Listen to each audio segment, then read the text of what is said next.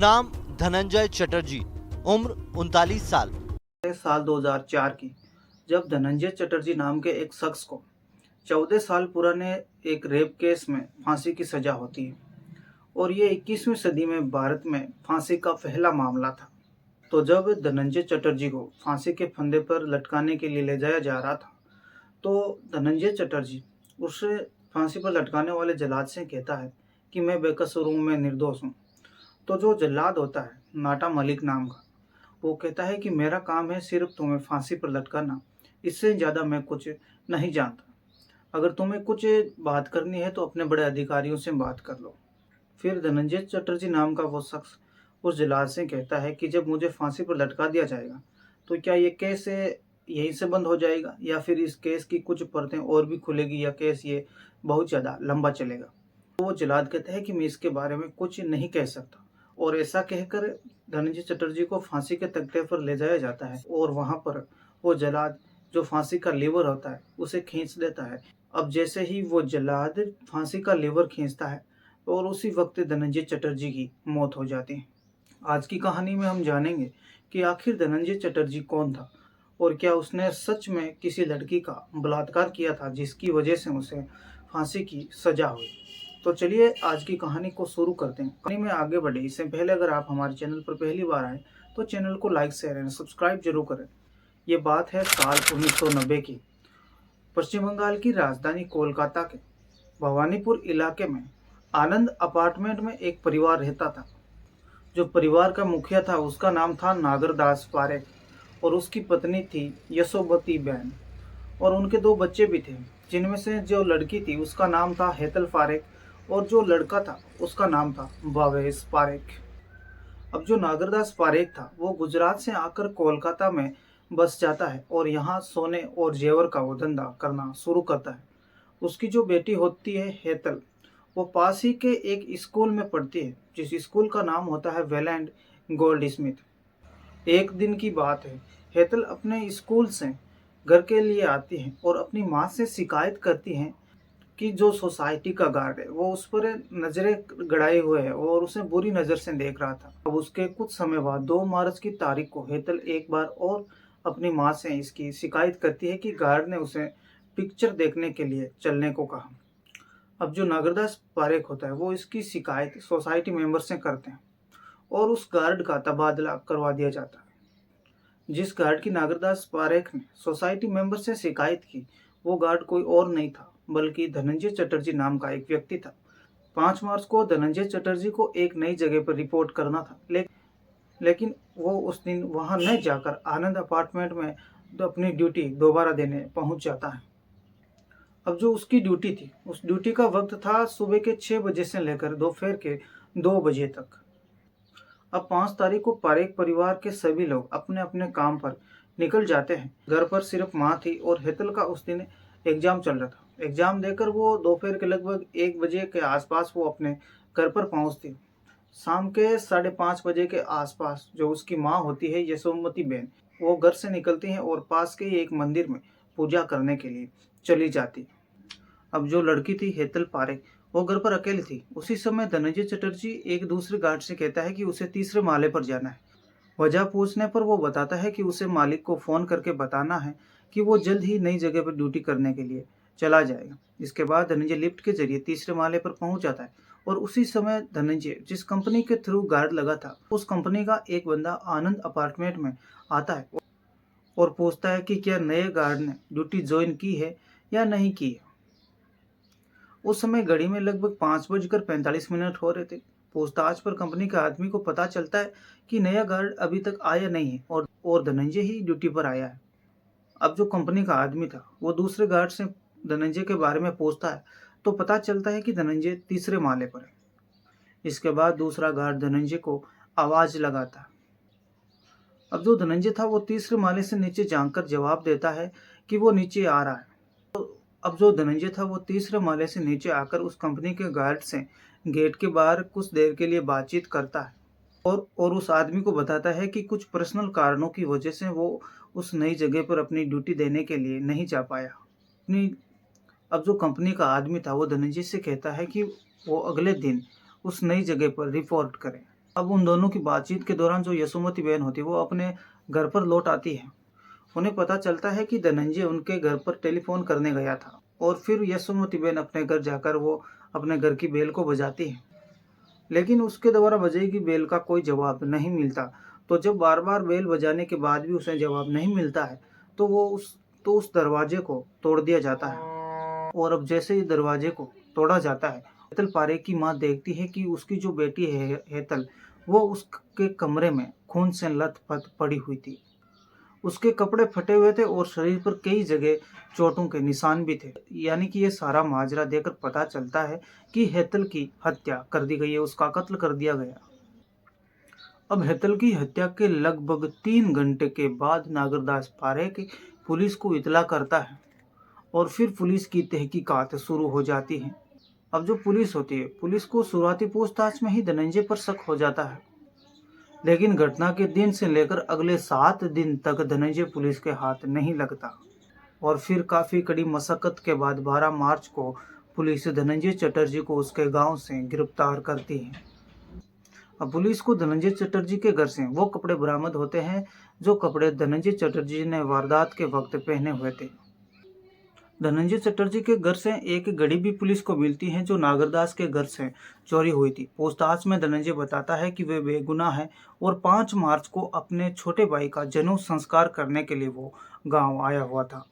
अब इसके बाद जो केस है वो कोर्ट में पहुंचता है।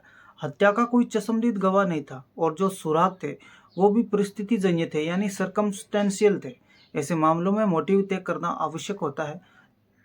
सरकारी वकील ने दलील दी, चूंकि विक्टिम यानी हेतल के पिता ने धनंजय की शिकायत कर उसका तबादला कर दिया था और इसी वजह से धनंजय ने बदला लेने के इरादे से पहले तो हेतल का रेप करा और फिर उसके बाद उसका कत्ल कर दिया था। इस मामले में कई गवाहों ने इस बात की तस्दीक भी की थी कि अभियुक्त हत्या के वक्त बिल्डिंग में ही मौजूद था। इसको सबूत के तौर पर हेतल के घर से एक पीला बटन मिलता है जो पुलिस को उस घटना स्थल से मिला था। पुलिस के अनुसार धनंजय ने उस दिन एक पीले रंग की शर्ट पहनी हुई थी जो पुलिस को बाद में उसके गांव से बरामद हुई। इसके अलावा उस घड़ी को भी कोर्ट में पेश किया जाता है जो धनंजय के घर से पुलिस के द्वारा बरामद की गई थी। अब सारे गवाहों और बयानात के आधार पर कोर्ट धनंजय चटर्जी को फांसी की सजा सुनाती है। धनंजय चटर्जी की फांसी को पहले हाई कोर्ट ने और उसके बाद सुप्रीम कोर्ट ने भी बरकरार रखा था। अब 14 साल जेल में बिताने के बाद साल 2004 में धनंजय चटर्जी की फांसी की सजा तय होती है और 25 जून 2004 का दिन फांसी के लिए मुकर्रर किया जाता है। लेकिन फांसी से एक दिन पहले ही धनंजय चटर्जी 24 जून को राष्ट्रपति एपीजे अब्दुल कलाम के पास धनंजय की माफी अपील पहुंचती है और इस फांसी को रोक दिया जाता है। अब इसके अगले दिन से ही धनंजय की फांसी के समर्थन में आवाजें उठने लगती है। उस समय बंगाल के मुख्यमंत्री हुआ करते थे बुद्धदेव भट्टाचार्य। उनकी जो पत्नी थी मीरा भट्टाचार्य, वो भी फांसी के समर्थन में कैंपेन चलाने लगी थी। 15 अगस्त 2004 को कोलकाता की अलीपोर सेंट्रल जेल में सुबह के लगभग 4 बजे थे जब जल्लाद नाटा मलिक एक लीवर खींचते हैं और 39 साल के धनंजय चटर्जी को फांसी दे दी जाती है। अब इस फांसी का एक अलग रिकॉर्ड यह भी था कि 21वीं सदी में भारत में पहली बार किसी को फांसी दी गई थी। अब धनंजय की फांसी के कुछ दिनों के बाद जो पारेख परिवार था वो कोलकाता से अपना जमाया हुआ कारोबार वहां से समेट लेता है और किसी दूसरी जगह पर चला जाता है। मीडिया के लिए तो यह कहानी यहीं खत्म हो चुकी थी, लेकिन एक और कहानी थी जिस पर नज़र कुछ साल बाद में पड़ी और वो कहानी थी धनंजय के नजरिए से। अब जो धनंजय चटर्जी था वो फांसी के फंदे पर चढ़ते वक्त तक यही कहता रहा कि वो निर्दोष है, वो बेकसूर है। उसने अपना जुर्म कभी भी नहीं कबूला, अपना जुर्म कभी भी स्वीकार नहीं किया था। अब इस केस में एक दूसरी कहानी भी थी जो कई साल बाद सामने आई जब इंडियन सांख्यिकी इंस्टीट्यूट ऑफ कोलकाता के 2 स्कॉलर्स ने इस केस का एनालिसिस किया और कुछ नए तथ्य सामने रखे। इस मामले में पोस्टमार्टम रिपोर्ट कह रही थी कि विक्टिम यानी हेतल ने अपने हमलावर के साथ हाथापाई की थी। उसके हाथों पर खून के निशान थे, लेकिन गवाहों के अनुसार धनंजय के कपड़े एकदम साफ सुथरे थे। उसके कपड़ों पर खून का कोई भी निशान नहीं था, एक भी दाग और धब्बा नहीं था। धनंजय चटर्जी के शरीर पर कहीं भी किसी भी प्रकार की कोई चोट या खरोंच का भी निशान नहीं था। अब जो पुलिस थी जिस पुलिस शर्ट की बात कर रही थी, उसकी जांच के लिए एक फोरेंसिक एक्सपर्ट को नियुक्त किया जाता है। अब जो फोरेंसिक एक्सपर्ट था, उसने बताया कि धनंजय के कपड़ों पर कहीं भी कोई भी खून का निशान नहीं था। इस मामले में उंगलियों के निशान महत्वपूर्ण साबित हो सकते थे, लेकिन पुलिस को घटनास्थल से या हेतल के शरीर से धनंजय के कोई भी निशान नहीं मिले थे।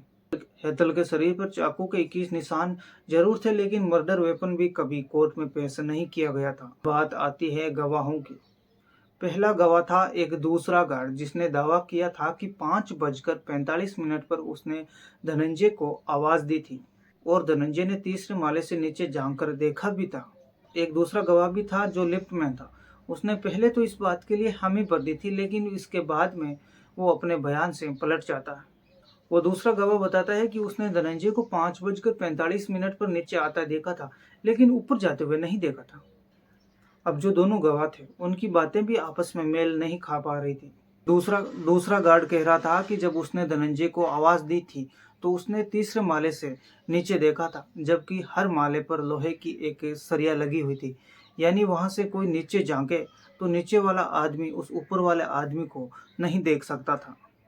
हेतल की मां यशोमती बहन और उस सिक्योरिटी गार्ड के अनुसार हेतल की मां 5:20 पर मंदिर के लिए निकली, जबकि लिफ्ट मैन ने बताया कि तब समय 4:10 हो रहा था। अब जो गवाह थे, उनके अनुसार धनंजय 5:25 पर बिल्डिंग में घुसता है और 5:45 पर वो बिल्डिंग से बाहर आ जाता है। यानी कि इस पूरे कांड को अंजाम देने के लिए उसके पास मात्र 20 मिनट थे और इस बीच उसे अपना नाम पुकारे जाने पर बाहर निकलकर नीचे झांककर जवाब भी देना था। अब जो घड़ी चुराई गई थी, उस घड़ी चुराने की बात पर भी सवाल उठा, क्योंकि उस दिन अपार्टमेंट में और भी कई चीजें थी और सिर्फ घड़ी ही गायब थी। अब सवाल यह भी था कि हत्या के बाद धनंजय ने अपने कपड़े बचाकर क्यों रखे थे। वो उन कपड़ों को कहीं और भी फेंक सकता था, उनको जला भी सकता था। यह सवाल भी कोर्ट में कभी नहीं उठा था। फोरेंसिक एविडेंस के अनुसार हेतल के अंडरगारमेंट्स में स्पर्म के निशान भी पाए गए थे, लेकिन कोई भी डीएनए टेस्ट नहीं करवाया गया। घटना स्थल पर मिले खून के निशान भी धनंजय के खून से बिल्कुल भी मैच नहीं हो पा रहे थे। जो पोस्टमार्टम रिपोर्ट थी, उसमें सेक्सुअल इंटरकोर्स की बात तो थी, लेकिन रेप किए जाने की या फिर जबरदस्ती की कोई भी बात मेंशन नहीं की गई थी। एक सवाल यह भी था कि अगर हेतल ने धनंजय के द्वारा छेड़े जाने की शिकायत की थी, तो हेतल ने उसे अपने घर में क्यों घुसने दिया। जब हेतल की मां घर पर पहुंची तो घर का जो दरवाजा था वो अंदर से बंद था। इस बात से यह साफ होता है कि धनंजय बाहर निकलकर तो ऐसा कभी नहीं कर सकता था, और हेतल तो मर चुकी थी, तो फिर अंदर से दरवाजा किसने बंद किया था। एक बात यह भी पता चली कि जिस गार्ड ने धनंजय के खिलाफ गवाही दी थी, धनंजय ने खुद उसके खिलाफ अपने सुपरवाइजर से कंप्लेंट की थी। अब जो कॉन्फ्लिक्ट ऑफ इंटरेस्ट था, उसे अदालत में ध्यान नहीं दिया गया। ऑफिशियल कहानी के अनुसार हेतल की मौत के बाद उसकी मां उसे डॉक्टर के पास लेकर गई थी, जबकि हेतल पहले ही मर चुकी थी और पुलिस को इसके 3 घंटों के बाद में बताया गया था। अब जब इस केस की सुनवाई की जा रही थी तो हेतल की मां ने शहर छोड़ दिया और कई बार वो ट्रायल में भी कोर्ट में नहीं पेश हुई थी। और इसके बाद जल्दी हेतल के पिता नागरदास पारेख और उसके भाई भावेश पारेख ने भी यह शहर छोड़ दिया था। धनंजय के खिलाफ जिस शिकायत की बात की गई थी, उसकी कॉपी भी कोर्ट में कभी भी पेश नहीं की गई थी और सबूतों की जिस लिस्ट को अदालत में पेश किया गया था, उस पर एक चाय वाले के हस्ताक्षर थे। इन दलीलों को सुनकर भी कुछ लोग धनंजय को मिली फांसी की सजा से सहमत हो सकते हैं, लेकिन वो गलत भी नहीं है और बिल्कुल संभव है कि इस मामले में धनंजय ही दोषी था। लेकिन एक बात समझना यह भी जरूरी है, और वो ये है कि जो न्याय है, जस्टिस है, वो इंसान का ही बनाया हुआ एक कॉन्सेप्ट है। यानी कुछ गलत हो तो इसकी सजा जरूर मिलनी चाहिए, लेकिन झूठ भी इंसान का ही बनाया हुआ एक कॉन्सेप्ट है, इसलिए किसी के कह देने भर से ही कोई दोषी नहीं हो जाता। बाकी धनंजय का केस किसी भी संदेह से परे था या नहीं, यह आप खुद तय कर सकते हैं।